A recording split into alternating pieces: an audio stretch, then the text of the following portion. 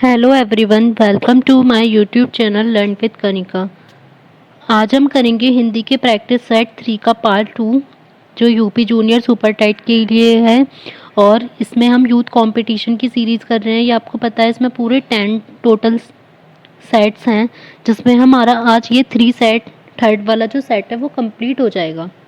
तो जिसने ये अब तक सेट नहीं देखे हैं हिंदी के, तो और हिंदी सब्जेक्ट लिया है, तो आप लोग ज़रूर देख सकते हैं। और वीडियो को अच्छी लगे तो इसे लाइक एंड शेयर भी ज़रूर कीजिएगा। हमारे 100 तक के हो गए थे, अब 101 है। ये जो पिक्चर लेने में ब्लरी हो गई थी, क्योंकि ये मेरे फ़ोन में पिक है, तो अब ये सही नहीं हो सकती, तो इस वजह से मैं आपको बोलकर बता दूंगी कि ये क्या लिखा हुआ है। इसके लिए सॉरी कि बस ये एक दो पिक्चर हैं जो ब्लर सी हो गई हैं। अपशगुन का विलोम है, तो अपशगुन का विलोम शब्द क्या होता है? असकुन, सकुन, पुण्य, पावन। तो अपशगुन का विलोम मीन्स अपशगुन तो बुरा हो गया, तो अच्छा क्या हो जाएगा? सकुन। तो आंसर हो जाएगा ऑप्शन बी। पुण्य का क्या होता है? पाप। ये याद रखना है, क्योंकि पूछ सकते हैं अगर किसी में तो। और पावन का हो जाएगा अपवित्र। जैसे पवित्र का होता है तो या अपावन आ सकता है या फिर अपवित्र। नेक्स्ट है चप्पल का विलोम शब्द। चप्पल का जो विलोम शब्द है वो क्या होगा? चप्पल मीन्स जो चंचल होता है, तो चप्पल का विलोम शब्द फिर क्या हो जाएगा? हमारा गंभीर। जो चंचल है वो इसका पर्यायवाची शब्द होगा। तो हमें यहाँ पर विलोम शब्द पूछा गया है, तो हमारा गंभीर हो जाएगा।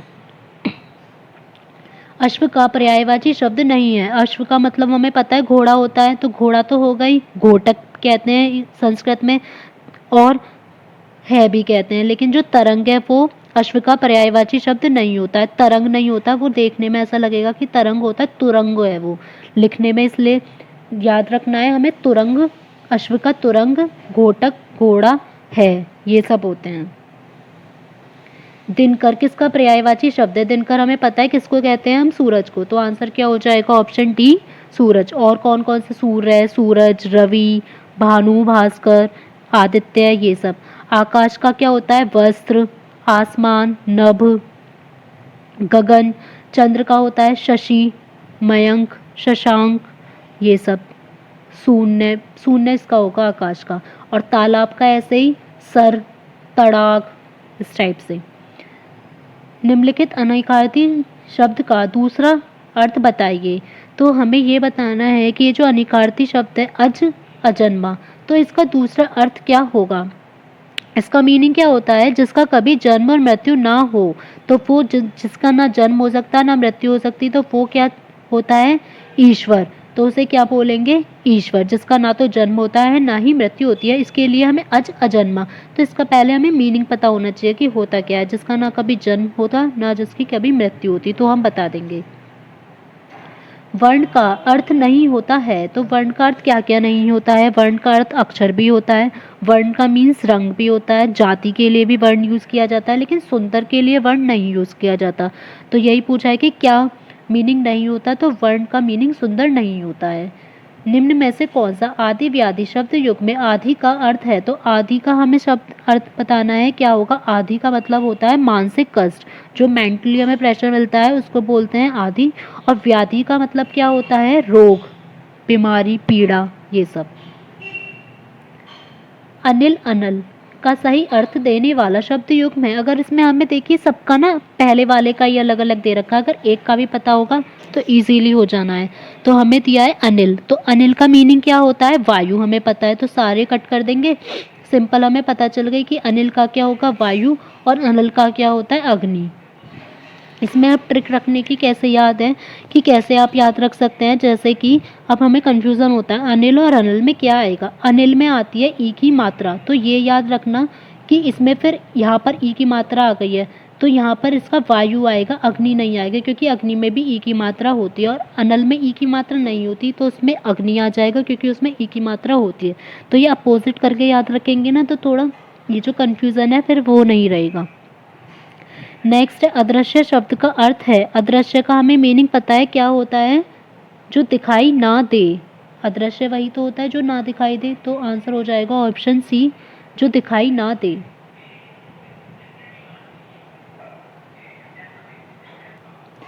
नेक्स्ट है जिसकी कोई कीमत ना हो सके, तो जिसकी कोई कीमत ना हो सके वो क्या होगा? अमूल्य। जिसकी कोई मूल्य ना हो, जिसकी कोई कीमत नहीं की जा सकती, बहुत कीमती, तो वो हो जाएगा अमूल्य। और जो अगर बहुमूल्य होता तो ये होता, ये लिखा अगर होता है जिसकी बहुत कीमत होती है तो वो बहुमूल्य, और जिसकी कोई कीमत ही नहीं हो सकती वो अमूल्य होगा।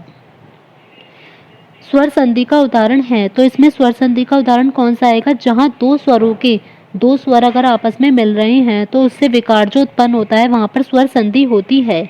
अगर अब हम देखें, इसे हमें देखना होगा इसके अकॉर्डिंग, तो कौन सी संधि किसमें? अन्वय। अन्वय को कैसे लिखते हैं? अनु प्लस ए। अब यहाँ देखिए लास्ट में यहाँ पर आ रहा है ऊ और यहाँ आ रहा है, तो दोनों ही स्वर स्वर आ रहे हैं, तो कौन सी हो जाएगा स्वर संधि का एग्जाम्पल? अन्वय। अब नेक्स्ट है ऐसे किंचित। किंचित को कैसे लिखते हैं? किम प्लस चित। तो यहाँ पर मैं आ रहा है, यहाँ ई, तो एक तो स्वर आ रहा है लेकिन यहाँ पर स्वर नहीं आ रहा, तो ये कौन सी संधि हो जाएगी हमारी? व्यंजन। फिर है तद्रूप। तद्रूप को कैसे लिखते हैं? तद प्लस रूप। तो इसमें भी यहाँ पर व्यंजन है, यहाँ स्वर है, तो ये भी कौन सी हो जाएगी हमारी? व्यंजन संधि। फिर है नीरस। नीरस को कैसे लिखते हैं? नी फिर विसर्ग प्लस रस, तो ये कौन सी है? हमारी विसर्ग संधि। यही पूछा गया था कि स्वर संधि का उदाहरण, तो हो जाएगा अन्वय।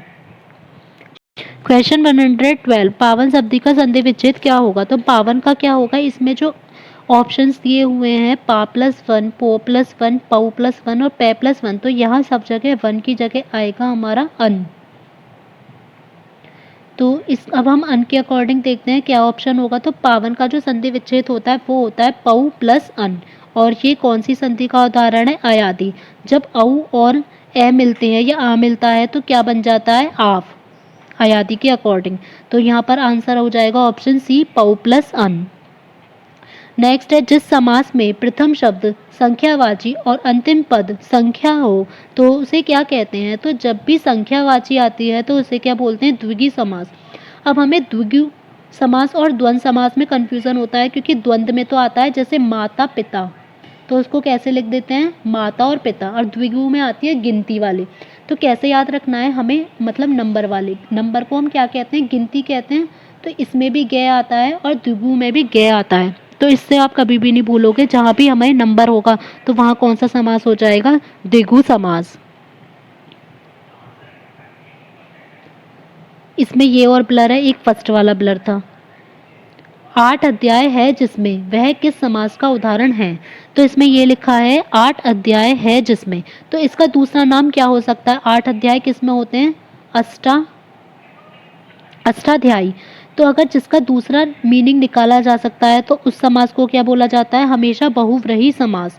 तो 8 अध्याय है जिसमें, अगर इसका मीनिंग नहीं निकलता तो हमारा हो जाता कर्मधारय, लेकिन मीनिंग निकल रहा है तो हो जाएगा बहुव्रीहि।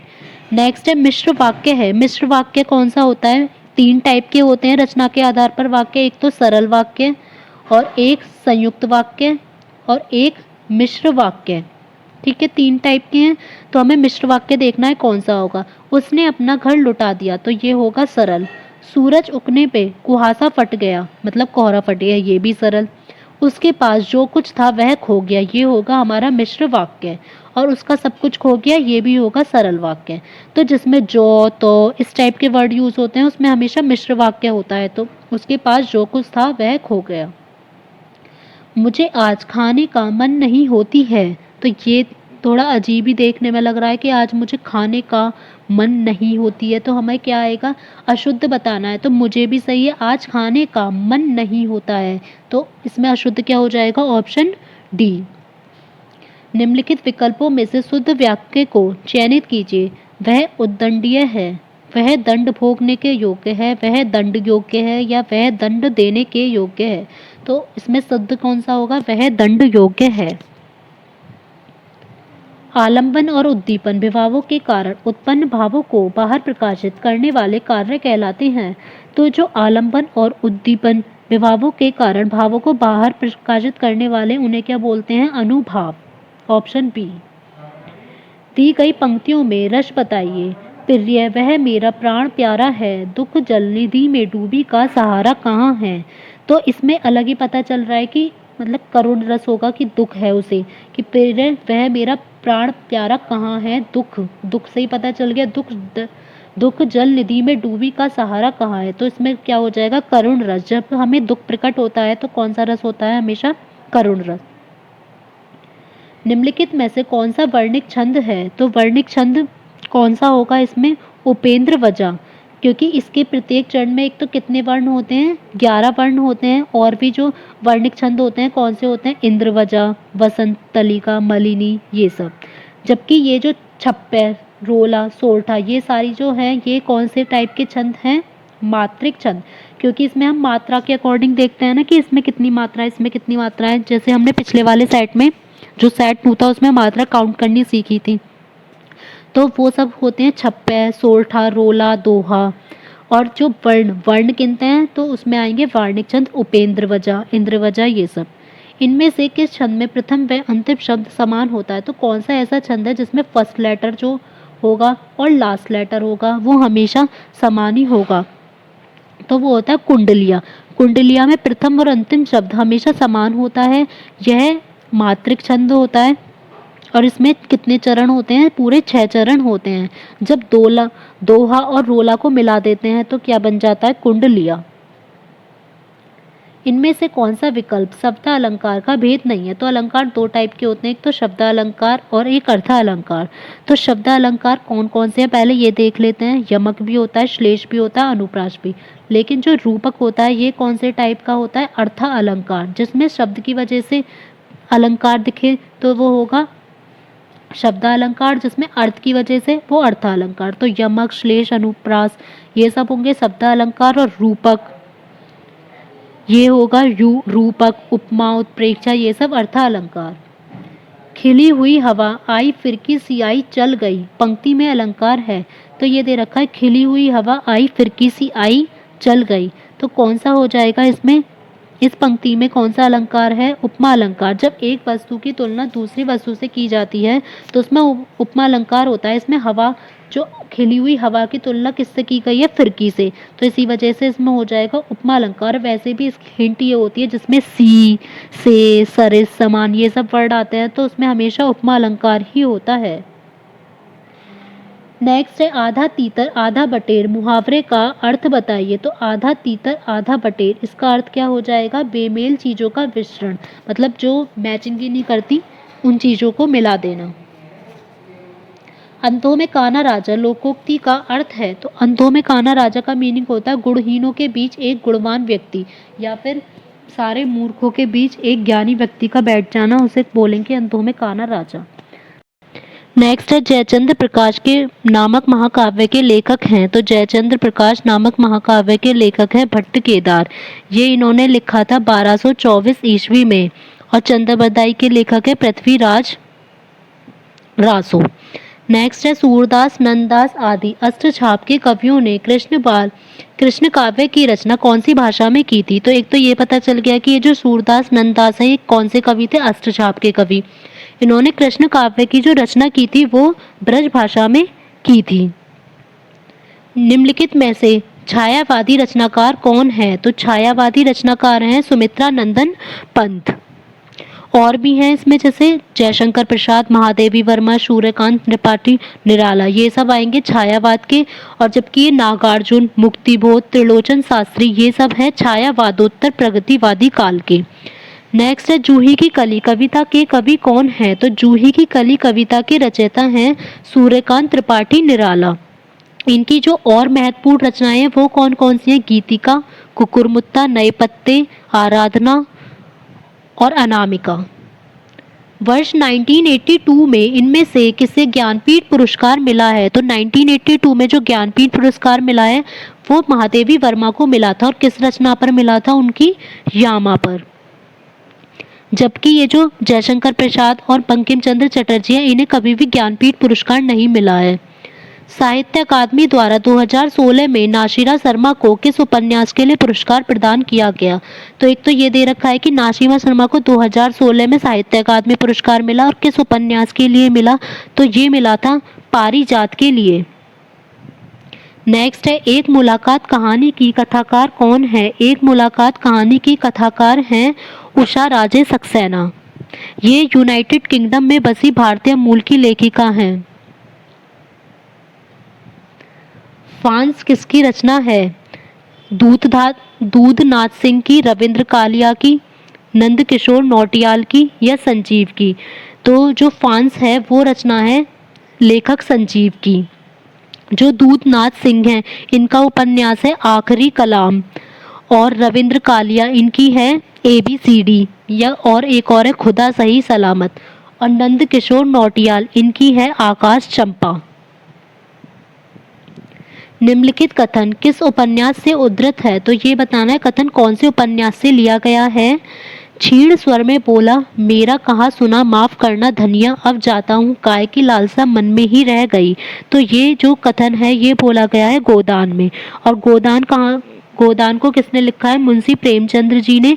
यह उपन्यास मुंशी प्रेमचंद्र जी का अंतिम और सबसे महत्वपूर्ण उपन्यास माना जाता है। इसका प्रकाशन हुआ था 1936 में।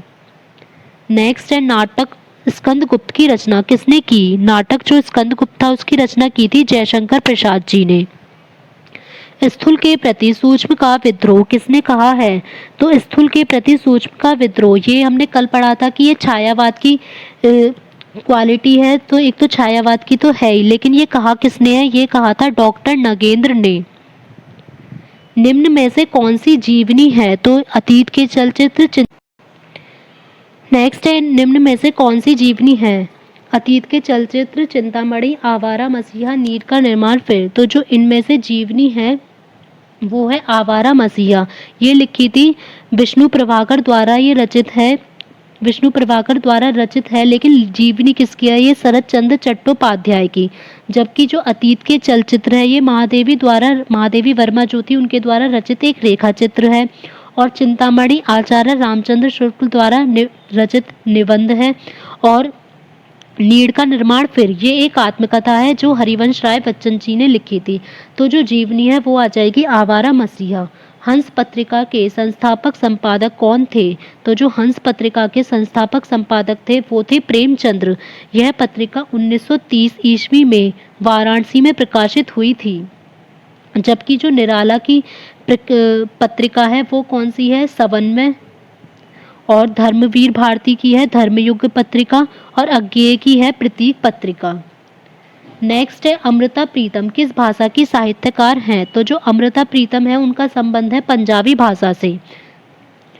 आलसियों का कोड़ा किसकी रचना है? आलसियों का कोड़ा है सितारे हिंद की रचना। इनका जो पूरा नाम था वो था राजा शिव प्रसाद।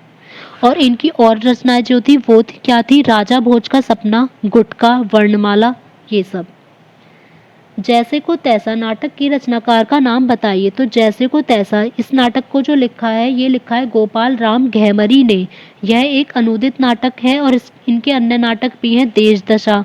और जबकि भारतेंदु हरिश्चंद्र के कौन सा नाटक है? अंधेर नगरी, भारत दुर्दशा, सत्य हरिश्चंद्र, रत्नावली।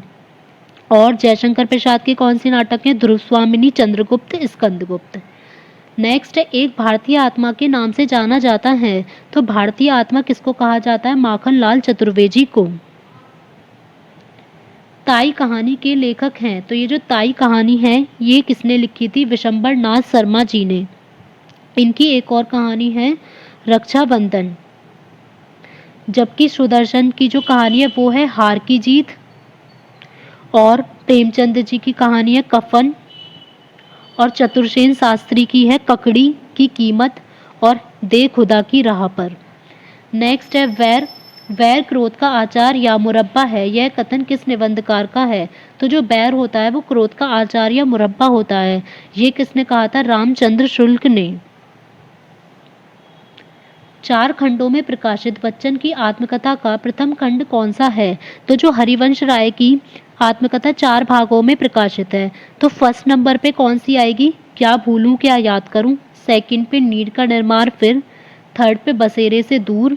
और फोर्थ पे 10 द्वार से सोपान तक। तो इसमें यही पूछा गया है फर्स्ट कौन सा है? तो क्या भूलूं क्या याद करूं। दिए गए पद्यांश को पढ़कर सही विकल्प छांटिए। कंकन किंकिन नुपुर धुनी स्वनी, कहत लखन सन राम हृदय गुनी। तो इसमें भाव कौन सा है? तो इसमें कौन सा भाव है?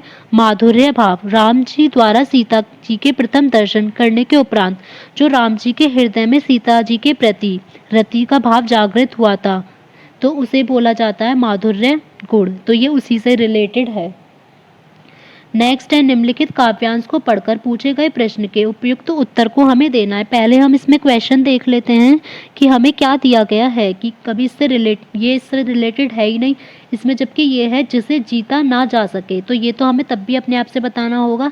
तो जिसे जीता ना जा सके, तो इसमें बताना है कि कविता में कौन सा शब्द उपयुक्त हुआ है। तो अगर हमें ये भी ना पता हो तो हमें ये पता है कि अमर का मीनिंग क्या होता है, जो कभी ना मरे, तो ये नहीं हो सकता। अखंड का होता है जिसके टुकड़े ना हो सके। दिव्य होता है अलौकिक, तो जिसे जीता ना जा सके उसे क्या बोला जाता है, अजेय। नेक्स्ट है, इसमें गद्यांश हमें दे रखा है, क्वेश्चन देख लेते हैं। क्वेश्चन में है, ऑक्सीजन ग्रहण करने में अधिकांश जीवधारियों का स्वभाव कैसा है। तो जो ऑक्सीजन ग्रहण करने में अधिकांश जीवधारियों का स्वभाव होता है वो मानव की तरह ही होता है। ये तो नॉर्मली सबको पता है, वरना हम ऑप्शन इसमें भी देख सकते हैं। लेकिन अगर ये नॉर्मली पता है तो पूरा पढ़ने की इसको पूरी नीड नहीं पड़ेगी। इसमें यह है, हम श्वास द्वारा ऑक्सीजन ग्रहण करते हुए कार्बन डाइऑक्साइड छोड़ते हैं। ऐसा ही अधिकतर जानवरों, चिड़ियों और रेंगने वाले जंतु, कीड़े मकोड़ों द्वारा भी किया जाता है। तो यही हो जाएगा कि उनका जो स्वभाव होता है ऑक्सीजन लेने का, मतलब श्वास लेने का, वो भी मानव की तरह ही होता है। नेक्स्ट में भी अब ऐसे ही अनुच्छेद दे रखा है हमें। क्वेश्चन है, शिक्षकों को प्रशिक्षण में यह सिखाया जाता है कि, शिक्षकों को प्रशिक्षण में क्या सिखाया जाता है, कि वह यह स्वीकार करें कि वे अज्ञानी हैं। तो ये तो कोई बात ही नहीं है। वह यह स्वीकार करें कि वह उलझे हुए हैं, ये भी ठीक नहीं है। वह यह स्वीकार ना करें कि उन्हें ज्ञान नहीं है। वह यह स्वीकार ना करें कि वे शिक्षक हैं।